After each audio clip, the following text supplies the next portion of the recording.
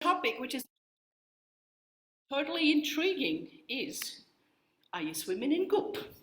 I hope I said that right. You did. Excellent. Dunk, will you come and help? Thank you very much. Oh my goodness, how special is it when we have some wonderful musicians in our place? And so Jenny, thank you for organising that for me and learning the song, and Stuart. And I'm so grateful. Thank you. So, that's my question today. And good morning everyone online. Are you swimming in Goop? Funny, I guess some have read my blurb about today's message and thought, what is she talking about? Well, I'll cover that soon. First though, let's recognise Mother's Day, a day for recognition and recognising the nurturing and love of mothers, or those who do the mothering role for family and for others. I could do lots here and mention the wonderful work of mothers, the tasks for the mothering role, and all of the encompassing caring they do. However, I love the story of our co-founder, Myrtle Fillmore, who was nicknamed Mother Myrtle for her caring and support, and for so much more. Frances Fuchs, in the book about healing letters, wrote the foreword, or the in appreciation.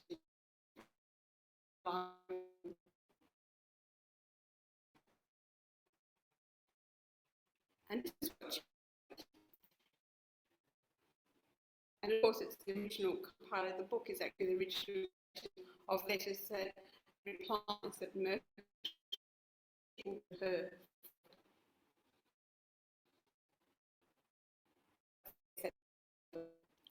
This book, the letters to Fillmore community, only called as she was in its founding, of love and faith and service. In cooperation with her husband Charles Fillmore, she moulded unity and upheld it during the years of its growth. As the letters from which these extracts were taken blessed and lifted those to whom they were sent, it is hoped that they will do this for others as they now go forth in printed form,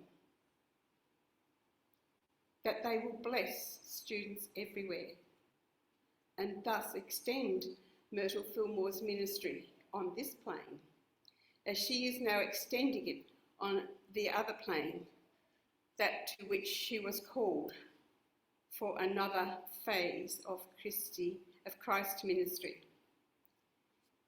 The preparation of these pages for your perusal has been a service of love undertaken in appreciation of a great soul, the Mother of Unity. It's been like being again in her presence and receiving instruction and inspiration from the Christ mind that spoke so freely through her, like receiving a benediction from her. May you too, as you read these pages, receive from that Christ to whom she always pointed all who came to her. Some of the fire of her inspiration, some of the steadfastness of her faith, and some of the zeal she had for truth, as well as the wisdom and understanding with which she handled all problems, the love she so freely bestowed on all. And may you, as you are lifted, use these Christ attributes as she used them to inspire your brother and lift the race it's going to glory. Frances W. Fuchs.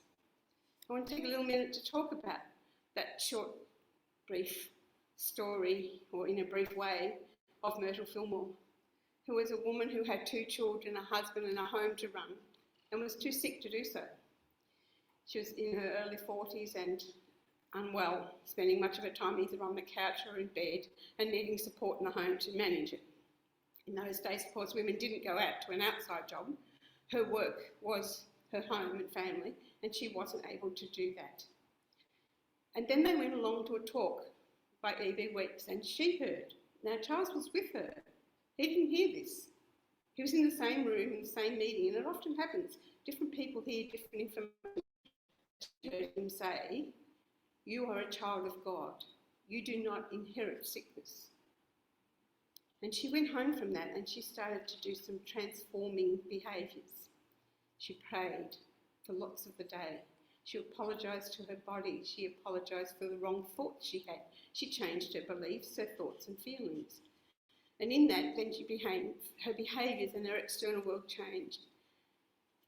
I'm sure she didn't realise when she took that step of her own healing that she would end up creating such a worldwide or global organisation like Unity and the way that it's grown.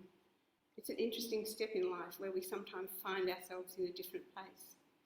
But she did that with her own learning and experience and then took that to everybody to share. And it's such a special gift on Mother's Day for us to be able to connect with those teachings that came and started with Myrtle's personal experience. Of course, Charles then watched in his own home. He saw his wife get well and better and get stronger. And so he investigated and researched and learned a lot more. And his story was he eventually healed his leg. He'd had an accident at the age of 10 and he had one leg much shorter than the other. And he managed to grow it. These are stories of miracles on some level for some people, but they're stories of a few that we have so many of through different people and different teachings in Unity. And we're so privileged with that, and I love it that on Mother's Day I like to bring forward that idea of that we're all in the mothering of Myrtle still and engaged with that, and I'm so grateful. So like I said, I believe I am fortunate to have our guide in Unity principles and truth teachings, and so grateful to Myrtle and how she took the path of responsibility for her own healing after learning from E.B. Weeks. And so for this moment, tough time, and today, I give thanks for all those who have mothered us, all those who around us who are in the mothering spirit of love and faith and service, while upholding the years of growth in our life. To you, Myrtle Fillmore, thank you. And thank you to all those who do that mothering in our lives and our world.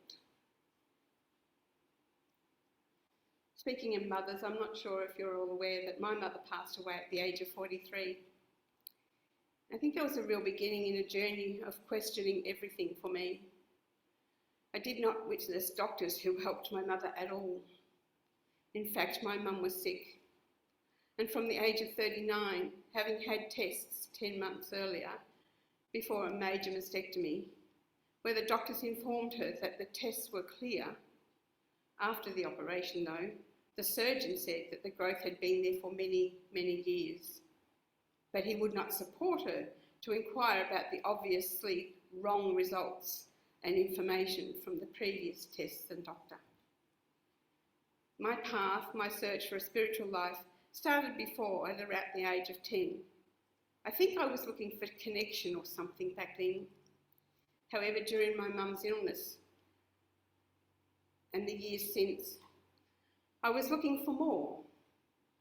Much happened along my life from the major things from this major happening in my life. And your mum is a special person. And my mum held our family together, our very dysfunctional family together. So today, why today do I want to talk about Goop? Because along my journey there has been lots and lots of Goop. Goop, the good opinion of other people. You see a lot of people are swimming in Goop. Some are even stuck in Goop. You get Goop about jobs, careers, finances, houses, marriages, and babies. Everyone has something to say to you about raising children. They all have good opinions they want to share with you.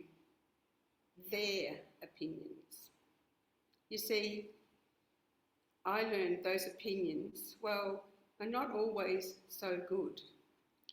I am aware, I need to be aware and observe myself my beliefs, my thoughts, my feelings, but most of them came from others. As a child, we learn from the people and the environment around us. Many of us at Unity have been working on ourselves to release ourselves from that learning. We all know here that we were born perfect and whole. You may have heard me say before that you are meant to be here, just as you are. There was a 1 in 400 trillion chance of you being born you. It's a lot of zeros, hey? 400 trillion, I don't know how many zeros it is, it's lots. And yet, here you are, learning you are enough. In fact, you can never be not enough. I mean, 1 in 400 trillion, that's kind of a big number. So you are definitely meant to be here.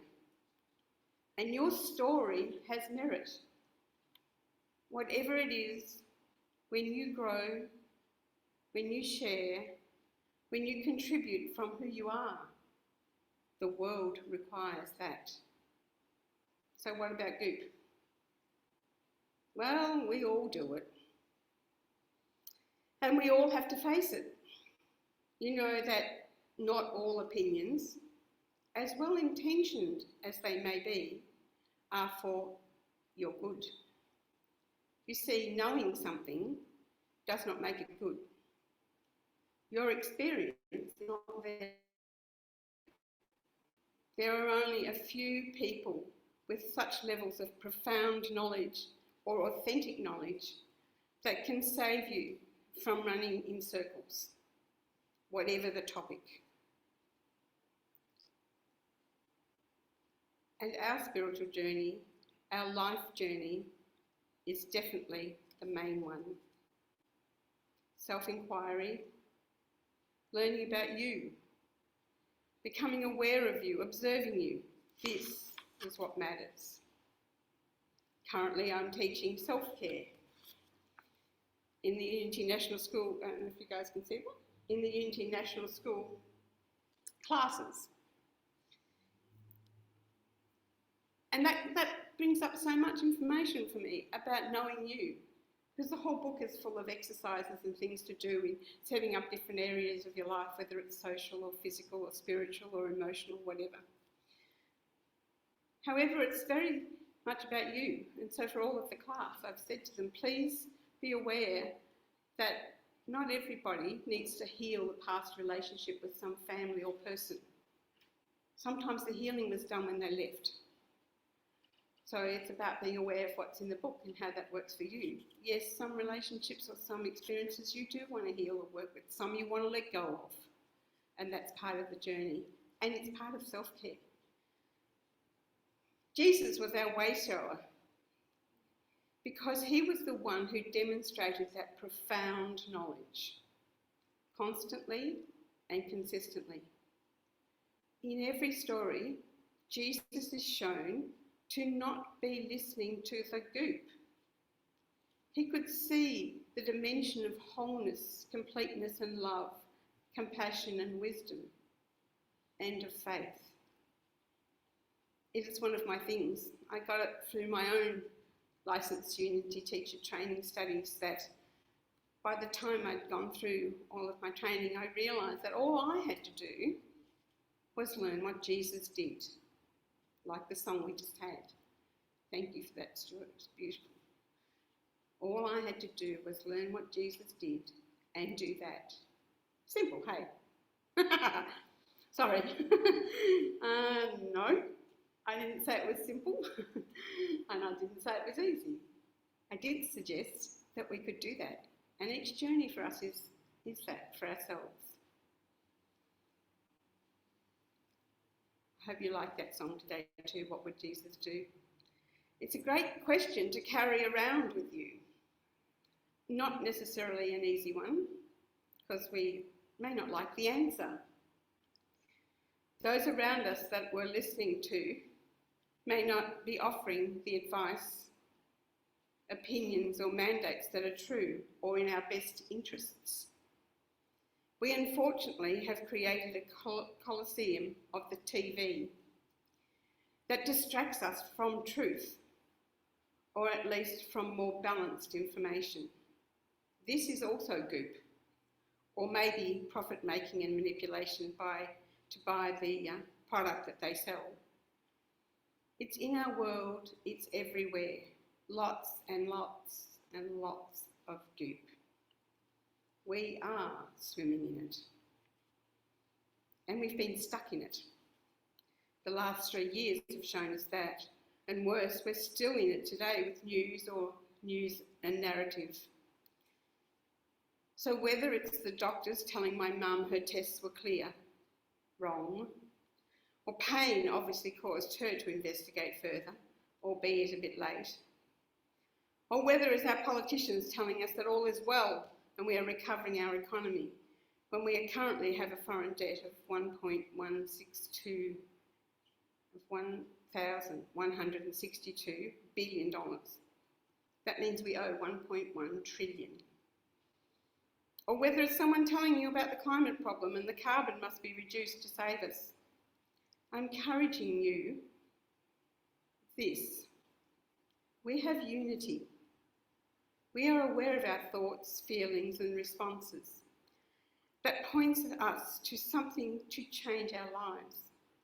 First, if you feel fear from any of these things or anything at a personal level, external experience, or wider Australian or global level, first, stop. Ask, what would Jesus do? And then deal with that fear. Okay, so I suggest you do your own learning about whatever it is. For instance, climate change and the carbon story. Do you know how much carbon is in our atmosphere? What percentage of our atmosphere is carbon? Senator Rennick in Parliament recently did a wonderful speech about thermodynamics. So educational, and it was so practical. Are we in goop? Yes. For your information, the carbon in our atmosphere is 0.04%. It's not very much. And then we all learn about the importance of carbon and that the trees like it and need it. So you wonder, what is this all about? And of course, it's probably about money and profits. And then you know, when you hear that you're in goop.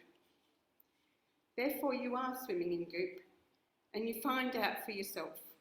That is the journey of life, for us to learn, to grow, to contribute, or if you like, to serve.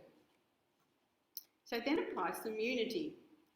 If you are in fear over any topic, if you start with denials, metaphysics class teaches this the best, I think. So observe if you are feeling or even behaving from a place of fear. Then first of all, unity and Jesus. Think of them.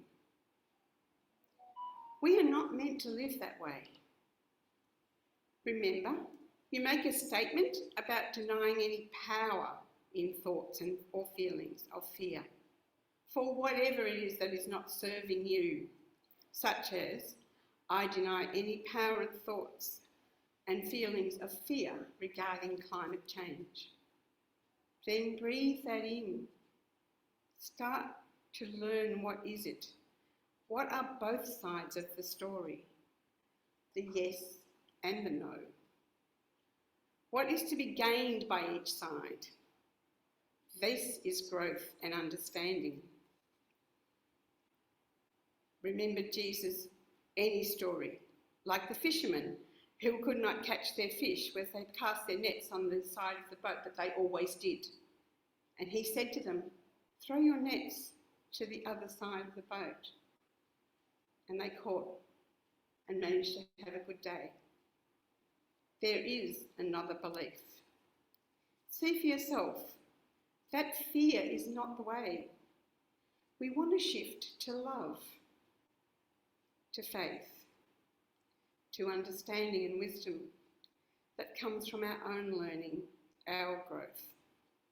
Think of the story of Jesus walking on the water, just like being stuck in Goop.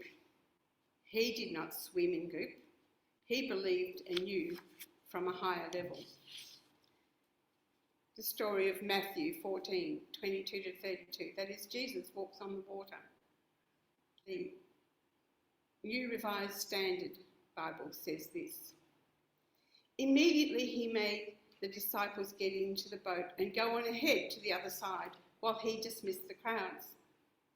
After he had dismissed the crowds, he went up to the mountain by himself to pray. When evening came, he was there alone.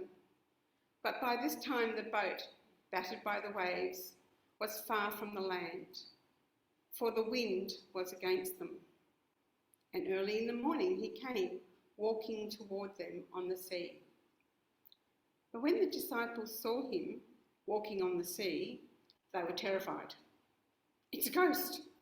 And they cried out in fear. But immediately Jesus spoke to them and said, 'Take heart, it is I. Do not be afraid.'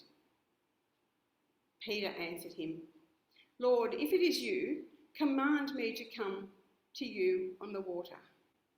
And he said, 'Come.'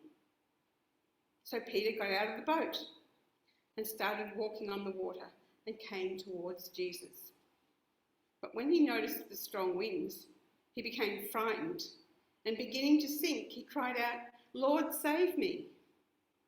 Jesus immediately reached out his hand and caught him, saying, 'You of little faith, why do you doubt?' When they got into the boat, the wind ceased, and those in the boat worshipped him, saying, 'Truly you are the Son of God.'" So what would Jesus do?